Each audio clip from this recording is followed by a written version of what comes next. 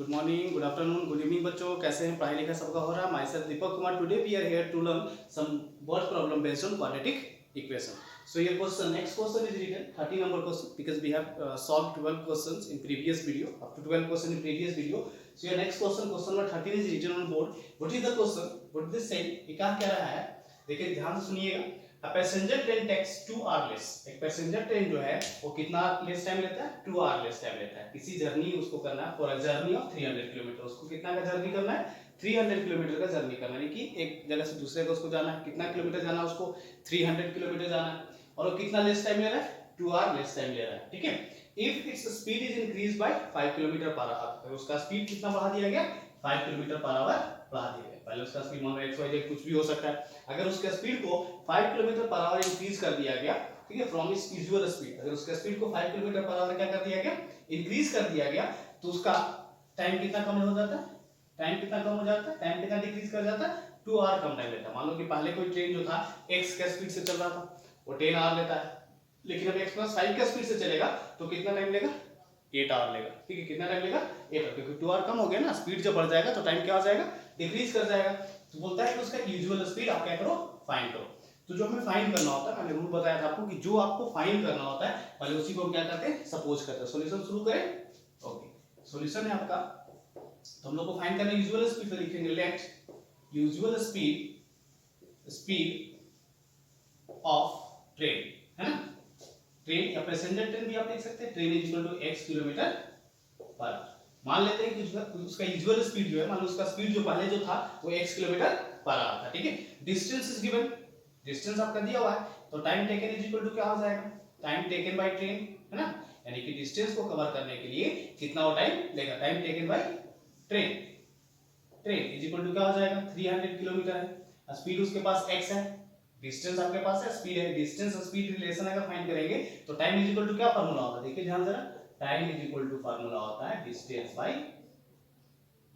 Bye speed, है ना. या speed is equal to distance by time, जो भी हो. तो time is equal to distance by क्या हो जाएगा? स्पीड हो जाएगा. तो अब बताओ कि टाइम टेकन आपको फाइंड करना है ट्रेन के द्वारा. तो 300 किलोमीटर तो आपका क्या हो गया? ये स्पीड हो गया, डिस्टेंस हो गया. और स्पीड कितना हमने माना? x माना. तो इसको x से क्या कर देंगे? डिवाइड कर देंगे किलोमीटर पर आवर. ये किलोमीटर से किलोमीटर कैंसिल हो गया. इतना जानने की जरूरत नहीं. किलोमीटर से किलोमीटर कैंसिल हो गया. जो टाइम आपका आएगा वो किस चीज में आएगा? आवर में आएगा. टाइम किस में आएगा? आवर में आएगा. तो पावर में डायरेक्ट भी लिख सकते हैं. चलिए, ये तो हो गया आपका फर्स्ट स्पीड. सॉरी, फर्स्ट क्या हो गया? टाइम. पहला टाइम इतना लेता है. पहले जो था यूजुअल स्पीड के हिसाब से वो 300/x आवर टाइम लेता था. पहले इतना टाइम लेता था. अब क्या हुआ कि इसका स्पीड इंक्रीज कर गया. New speed of train. तो नया स्पीड ट्रेन का क्या हो जाएगा भाई? देखो जरा. बोला कि 5 किलोमीटर पर आवर बढ़ा दिया गया. तो x पहले से था, 5 बढ़ गया, तो x + 5 किलोमीटर पर आवर नया स्पीड हो गया. ट्रेन का कौन सा स्पीड हो गया? ये न्यू स्पीड हो गया. नया स्पीड हो गया x + 5 किलोमीटर पर आवर. अब न्यू टाइम निकालेंगे.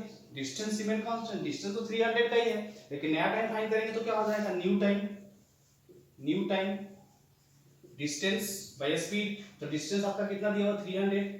और स्पीड कितना दिया हुआ? x + 5. इतना सीधा सीधा इसको लिख देते हैं. तो पहले वो इतना टाइम ले रहा है, अब वो इतना टाइम ले रहा है. ये बोलता है क्वेश्चन क्या दिया हुआ? देखो जरा इधर. अकॉर्डिंग टू क्वेश्चन क्या दिया हुआ है? क्वेश्चन ये कहता है कि उसका जो टाइम है, ठीक है, 2 आवर लेस हो जाता है, 2 आवर कम जाता है. मतलब ये जो टाइम है वो 2 आवर लेस है. ये जो टाइम है 2 आवर मोर है, ज्यादा है. ठीक है. तो अगर इस टाइम में 2 हम ऐड करें कितने के बराबर होगा? अगर इस टाइम में हम कितना ऐड करें? 2 ऐड करें तो इतने के बराबर होगा. ये कम है ना, ये 2 आवर कम है, जिसमें अगर 2 ऐड करते हैं तो इसके बराबर हो जाएगा. तो अकॉर्डिंग टू क्वेश्चन क्या हो जाएगा? 300/x + 5 + 2 is equal to 300/x. ये हो गया. चलिए इसको उस तरफ लेकर के जाइए आप. क्या हो जाएगा भाई? तो उसको उस तरफ लेके जाओ या इसको इस तरफ लेके आओ. चलो इसको उस तरफ लेके जाते. तो 300/x माइनस ये हो जाएगा 300/x + 5 इज इक्वल टू क्या हो जाएगा? 2 जहां तो आएगा इसको सिर्फ इस तरफ लेके जाओ, पूरे को इस तरफ शिफ्ट कर दी. तो इस तरह का इक्वेशन बनेगा आपका. चलिए यहाँ पे सॉल्व कर देते हैं. यहाँ सॉल्व करेंगे तो क्या होगा? देखो जरा. इसका x और x + 5 का एलसीएम हुआ. तो x और x + 5 का एलसीएम क्या होगा? सबको पता है x और x + 5 का एलसीएम क्या होगा? x * x + 5. It will be LCM. देखो x से x कट जाएगा, बचेगा x प्लस 5, तो x प्लस 5 को किससे मल्टीप्लाई करेंगे 300। एक चीज और आप कर सकते हो कि दोनों में 300 कॉमन ले सकते हो आप, तो 300 क्या कर लो आप बाहर में कॉमन ले लो, तो अंदर क्या बचेगा, यहाँ पे 1 बचा, 1 को x प्लस 5 से मल्टीप्लाई करोगे तो क्या आएगा x प्लस 5 आएगा, और यहाँ पे माइनस है तो माइनस x हो जाएगा, और इज इक्वल टू कितना हो जाएगा टोटल, इधर हो जाएगा 2, x x कैंसिल। ये समझ में आया पूरा इंक्रीज कर दे, बढ़ा दे इसको थोड़ा, एक स्टेप और बढ़ाएं क्या, चलो एक स्टेप और आपके लिए बढ़ा देते हैं, तो एक स्टेप और बढ़ाएंगे तो होगा क्या, चलिए यहाँ पे 300 कॉमन ले लेते हैं हम लोग, तो 300 जैसे आप कॉमन लेंगे तो क्या आएगा, 300 कॉमन लोगे क्या आएगा 1/x आ जाएगा इधर, और माइनस 1/x प्लस 5 ये बचेगा, इज इक्वल टू कितना हो जाएगा 2, ठीक है यहाँ पे कर रहे हैं।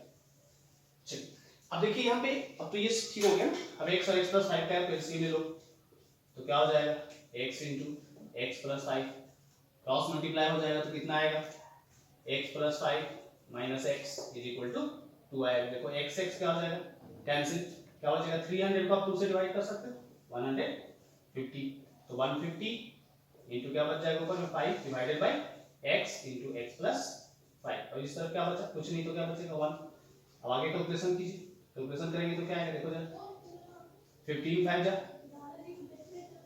15 5 कितना होगा 25, इधर करेंगे तो क्या हो जाएगा x स्क्वायर प्लस 5x, इसको एक तरफ लो, सारे को एक तरफ अरेंज कर लो, तो क्या हो जाएगा x square plus 5x minus 750 is equal to 0। यहाँ तक आ गया। अब इसके बाद आपको क्या करना है, फैक्टराइज करना होगा, स्पेस नहीं बचा तो हम क्या करेंगे क्वेश्चन को इरेज करेंगे, ठीक है लिख लिया इसको, ओके। तो इसको ऊपर लेके जाते हैं, यहाँ पे कैलकुलेशन यहाँ पे कर लेते हैं, है ना। तो क्या बचेगा देखो, इसको फैक्टराइज करना है, x square plus 5x minus 750 है, ये है ना माइनस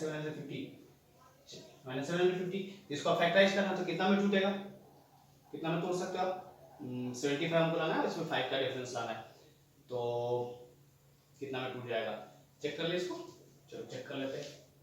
750 40 और 45 नहीं होगा, 40 45 में तो नहीं हो सकता, 50 और 55 नहीं तो बहुत ज़्यादा हो जाएगा, चलो देखते हैं।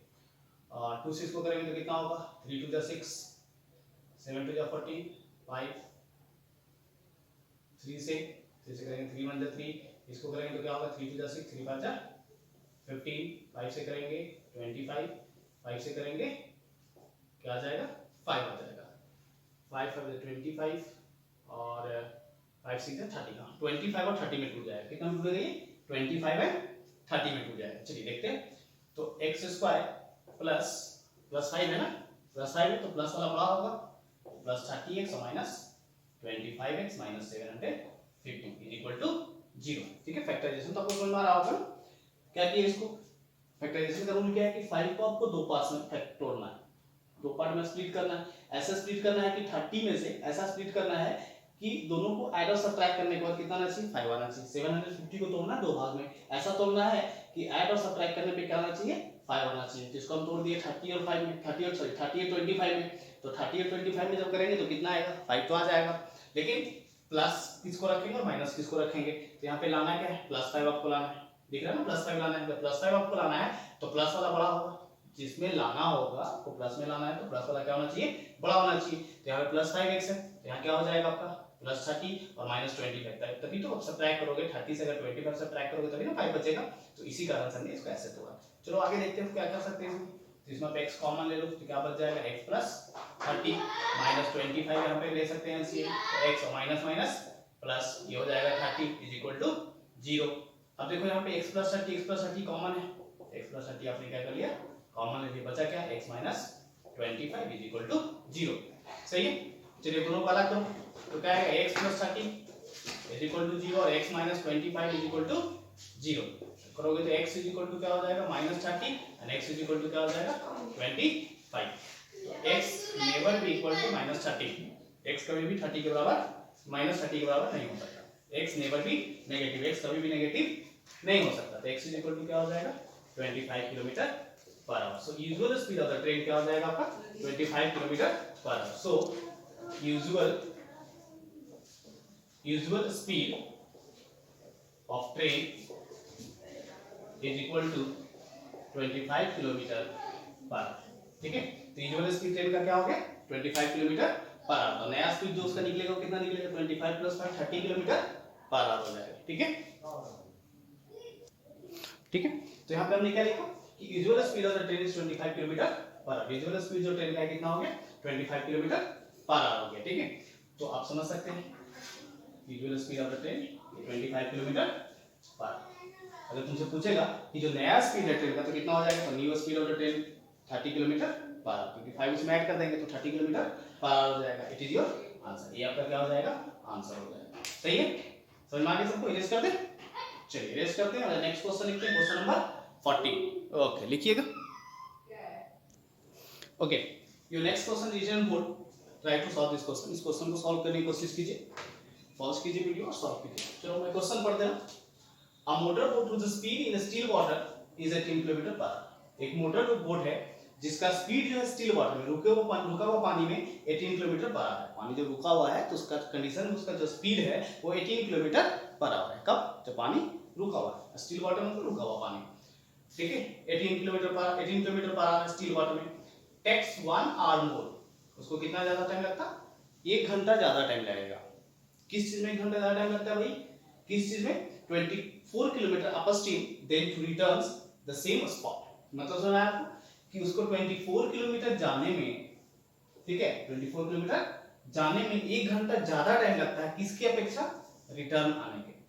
ठीक है, मतलब जो जा रहा है रिटर्न आएगा, जाएगा तो रिटर्न आएगा ना, तो जाने में उसको जितना टाइम लगता है, ठीक है, उससे 1 घंटा कम टाइम लगता है किसमें, आने में। जैसे जाने में अगर उसको 15 घंटा लगता है तो आने में कितना लगेगा, 1 आवर कम लगेगा, यानी कि 14 आवर लगेगा। ठीक है, तो यही क्वेश्चन में दिया हुआ है कि एक स्ट्रीम जो है, चलिए एक बोट जो है वो अप स्ट्रीम जाता है, कुछ टाइम लेता होगा, और उसके बाद डाउन स्ट्रीम आता है। ठीक है, दोनों में टाइम का जो डिफरेंस है, कितने आवर का डिफरेंस दिया हुआ है, 1 आवर का डिफरेंस दिया हुआ। मतलब क्या हुआ कि उसको जाने में अगर जितना टाइम लगता है उससे आने में उसको कितना टाइम कम टाइम लगता है, 1 आवर कम टाइम लगता है। अगर जाने में उसको 1 आवर लगता है तो आने में कितना लग जाएगा, जाने में अगर 1 आवर लगेगा तो आने में कितना लगेगा, x माइनस 1 आवर लगेगा। क्यों, क्योंकि यहाँ दिया हुआ क्वेश्चन में, according to question, question is given कि उसको 1 आवर कम टाइम लगता है, आने में उसको क्या लगता है, 1 आवर कम टाइम लगता है। आने में कितना टाइम लगता है, कम टाइम लगता है, 1 आवर उसको आने में कम टाइम लगता है। तो यहाँ पे दिया हुआ जो क्वेश्चन है उसके हिसाब से हम इसको क्या करेंगे, सॉल्व करेंगे।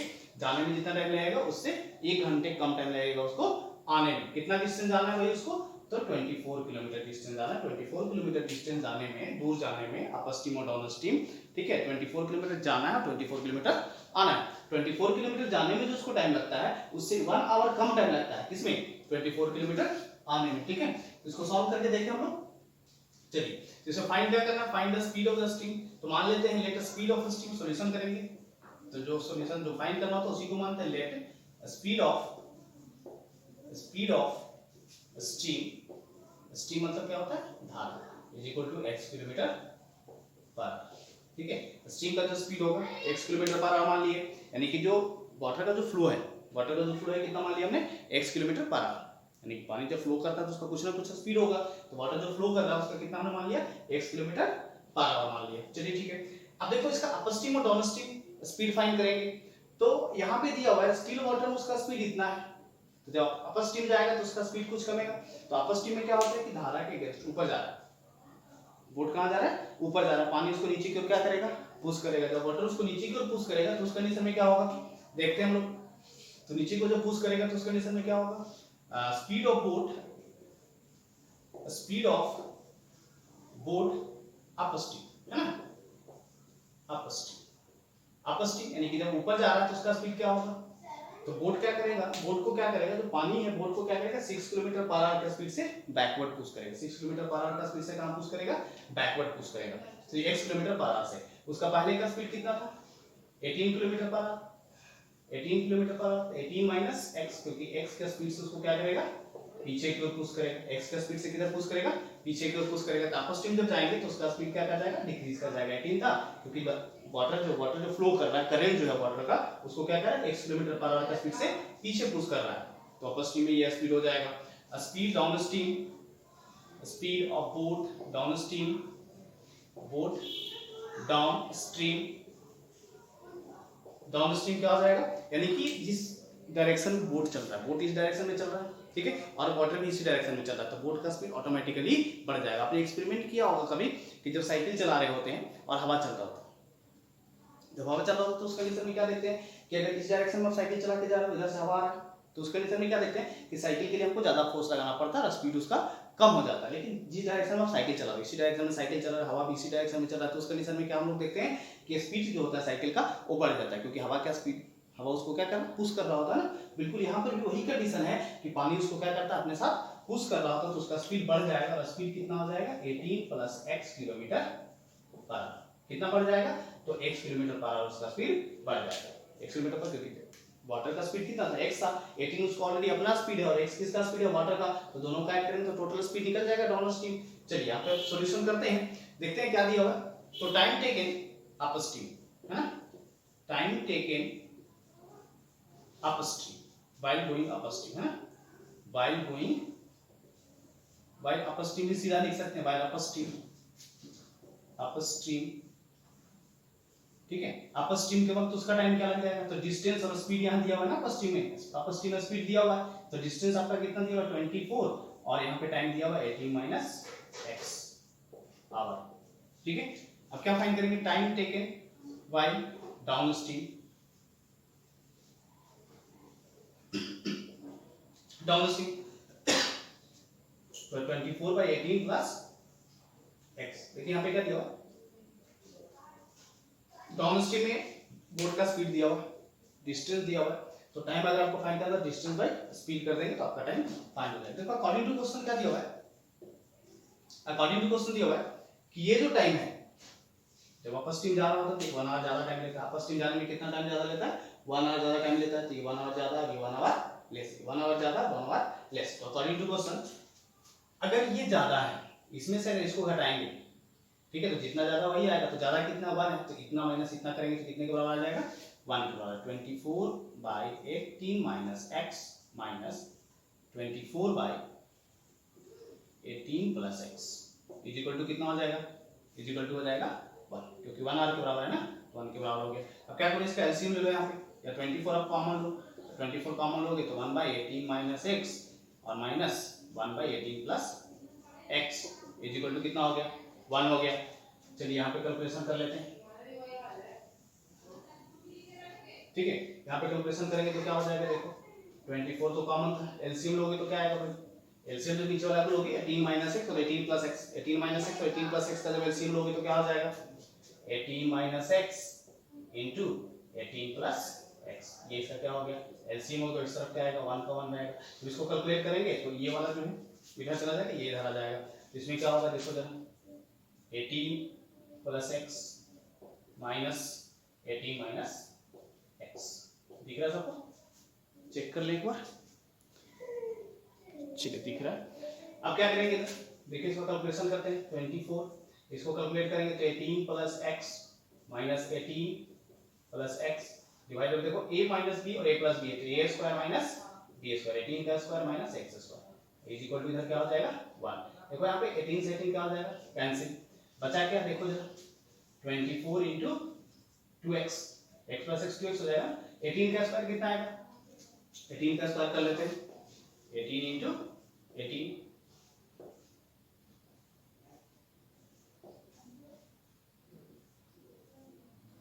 324, ठीक है, ये हो गया 324 और minus x square equal to कितना हो जाएगा 1। अब क्रॉस मल्टीप्लाई करो, ये नीचे से कहां चला जाएगा, ऊपर चला जाएगा, तो क्रॉस मल्टीप्लाई करोगे तो हो जाएगा 48x, ये दोनों करेंगे 24 टू जा 48x is equal to 324 minus x square. अब इसको इस तरफ लेकर के आओ तो क्या होगा x स्क्वायर प्लस 48x, ये प्लस में है ना, इधर आएगा तो क्या हो जाएगा माइनस इज इक्वल टू 0, सही है। अब इसको तोड़ना है आपको, तो कितना में टूटेगा, इसको तोड़ोगे आप तो कितना में टूट सकता है, तो 42 और 6 नहीं, 42 और 6 में नहीं टूटेगा, तो कितना में टूट जाएगा, बड़ा लेना है ना, बड़ा छोटा करना होगा, तो 40 50 52 नहीं, इसको एक बार फिर से चेक कर लेते हैं, इसको फैक्टराइज कर लेते हैं, 324 को 324 को फैक्टराइज करेंगे तो क्या आएगा, देखते हैं, एक मिनट फैक्टराइज करके देखते हैं। ओके, तो ये जो टूटेगा वो कितना में टूटेगा, 54 और 6 में टूटेगा, तो लिख देते हैं यहाँ पे x स्क्वायर, फैक्टराइजेशन मैंने किया तो 54 और 6 में हो रहा है, 54 x प्लस में और माइनस 6x माइनस, ठीक है। Minus 324 is equal to 0। अब आप यहाँ पे क्या करोगे, आप यहाँ पे क्या करोगे, इसका कॉमन ले लो, x आप यहाँ पे कॉमन लोगे तो हो जाएगा x प्लस 54 है ना, माइनस 6 कॉमन लोगे तो x plus 54 is equal to 0। ये आपके नीचे आ गया, ठीक है। क्वेश्चन इरेज करके लिखेंगे क्योंकि जगह नहीं है नीचे बचाओ, लिखते आगे इरेज करके क्वेश्चन को, या इस साइड वाला पार्ट को इरेज कर देते हैं, ठीक है, इस साइड वाले पार्ट को इरेज कर देते हैं और उसके बाद फिर इसको आगे सॉल्यूशन करेंगे।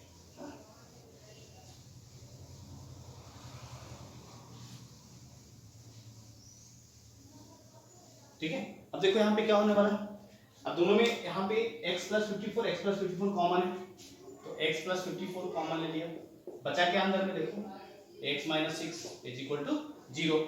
अब देखो x plus 54 is equal to क्या हो गया 0, x minus 6 is equal to क्या हो गया 0, x इज इक्वल टू क्या हो जाएगा माइनस 54 और x इज इक्वल टू क्या हो जाएगा देखो तो 6।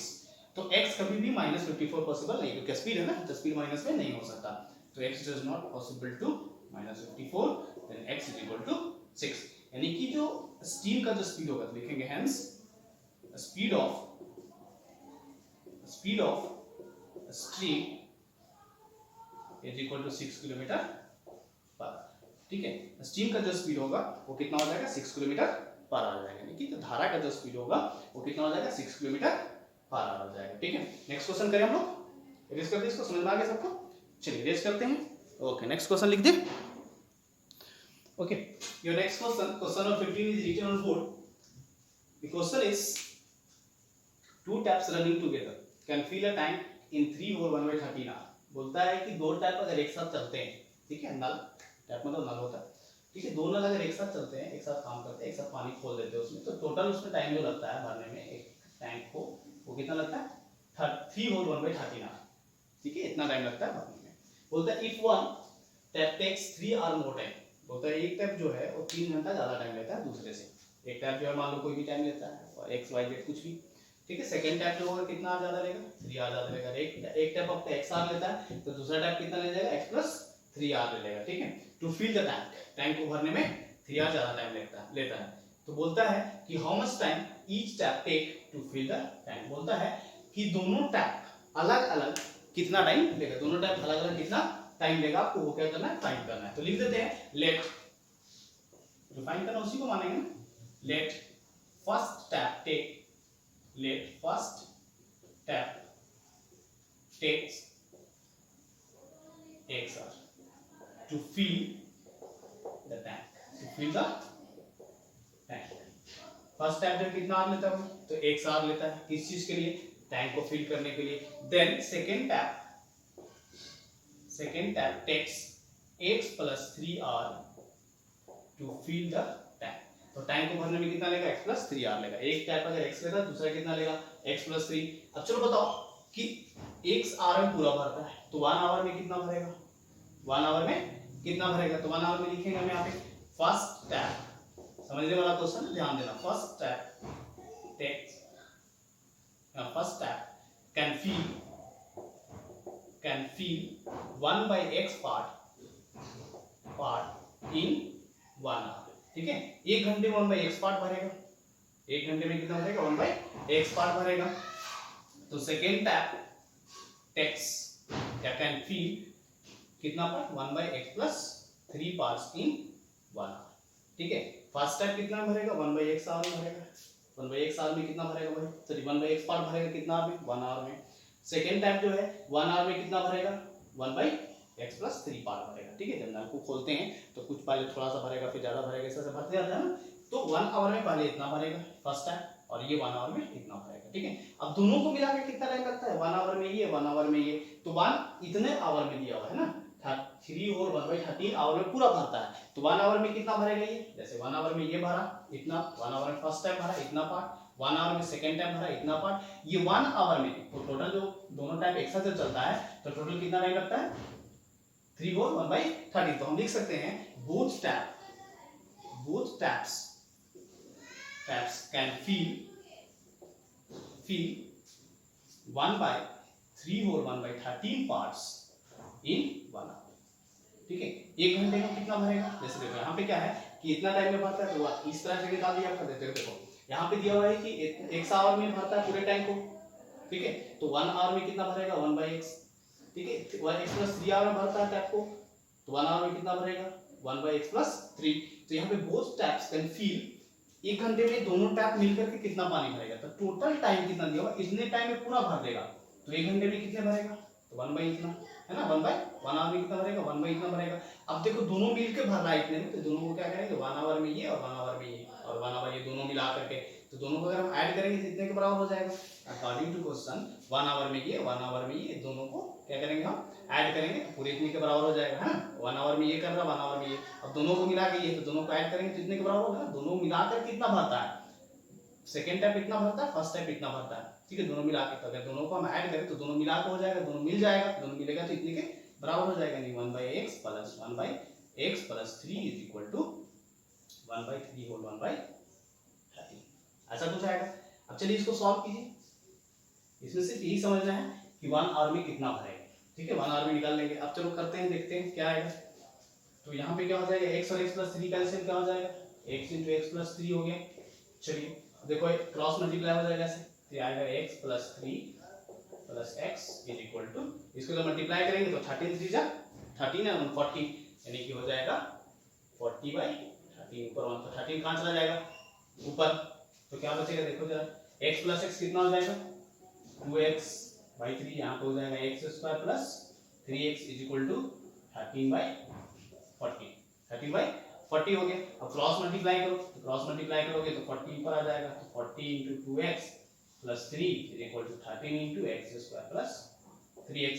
करो इसको कैलकुलेट, तो कितना आने वाला है देखो, 42 जा 80x प्लस 43 जा 120, ठीक है, is equal to 13x² plus 39x, ऐसा कुछ आ गया। अब सबको कैलकुलेट करो, एक तरफ लेके जाओ सबको, देखो क्या आने वाला है, कर ले इसको। आ जाएगा 13x² प्लस 39x, उधर जाएगा तो माइनस 80x और माइनस 120 इज इक्वल टू 0। करते हैं इसको, 13x² इधर बच जाएगा क्या माइनस 80 से अगर 39 जाएगा तो क्या बचेगा देखो, 80 से अगर 39 जाएगा तो क्या बचेगा 1, और ये हो गया कितना 7 से 3 गया तो 4 और माइनस 120 इक्वल टू 0। ये आ गया आपका इक्वेशन, ऐसा कुछ आया। अब इसको क्या करेंगे, कैलकुलेट करेंगे, जगह नहीं बचा, निलेज करेंगे, इसको क्वेश्चन को निलेज करेंगे। इसको लिखिए जल्दी से, नोट कीजिए फटाफट, चलिए ठीक है, नोट कर लिए, आगे चले। चलिए इसको यहाँ पे लिखते हो, इसको फैक्टराइज करना है, ठीक है। 41 को तोड़ना है, तो कितना में टूटेगा, फैक्टराइजेशन आपको अच्छे से पता होगा, क्या करते हैं, रूल क्या है, इन दोनों को मल्टीप्लाई करते हैं, मल्टीप्लाई करने के बाद उसको क्या करना, तोड़ना है ऐसा कि 41 है। तो इसको तोड़ के देखोगे आप तो क्या आएगा 13x² माइनस फैक्टराइजेशन करेंगे तो फैक्टराइजेशन में क्या आएगा, वो आएगा आपका 65x प्लस 24x, ठीक है, माइनस 120 इज इक्वल टू 0। अब फैक्टराइजेशन कर सकते हैं, यू कैन फैक्टराइजेशन आप कर सकते हैं यहाँ पे, ठीक है। अब देखो यहाँ पे क्या कॉमन होगा, 13x कॉमन हो जाएगा, क्या बचेगा x माइनस 5 और प्लस 24 यहाँ पे कॉमन होगा तो क्या बचेगा x minus 5 is equal to 0। अब देखो यहाँ पे x माइनस 5 कॉमन है, तो x माइनस 5 बाहर आ गया, बचा क्या 13x plus 24 is equal to 0। अब फाइंड करो, तो x minus 5 is equal to 0, 13x plus 24 is equal to 0, ठीक है। करो तो x इज इक्वल टू कितना हो गया 5, और इधर करेंगे तो हो जाएगा x is equal to minus 24, 13x is equal to हो जाएगा, x इज इक्वल टू कितना आ जाएगा, x इज इक्वल टू आपका आ जाएगा, x इज इक्वल टू आ जाएगा माइनस 24/13। तो टाइम कभी भी नेगेटिव नहीं हो सकता, तो x does not equal to minus 24/13। So x is equal to क्या हो जाएगा भाई 5 हो गया। तो फर्स्ट स्टेप कितना आवर लेगा 5 आवर लेगा, तो सेकंड स्टेप क्या लेगा, time taken by second step is equal to 5 plus 3, x plus 3 था ना, देखो x प्लस 3 था, तो क्या हो जाएगा 5 प्लस 3 आवर, तो कितना हो जाएगा 8 आवर। यानी कि फर्स्ट स्टेप अगर आपका 5 आवर लेता है तो सेकंड स्टेप कितना लेगा 8 आवर लेगा, ठीक है। सारा चीज समझ में आ गया, ओके। आज के लिए इतना ही, पढ़ाई करते रहिए, मिलते हैं नेक्स्ट वीडियो में, have a nice day, bye.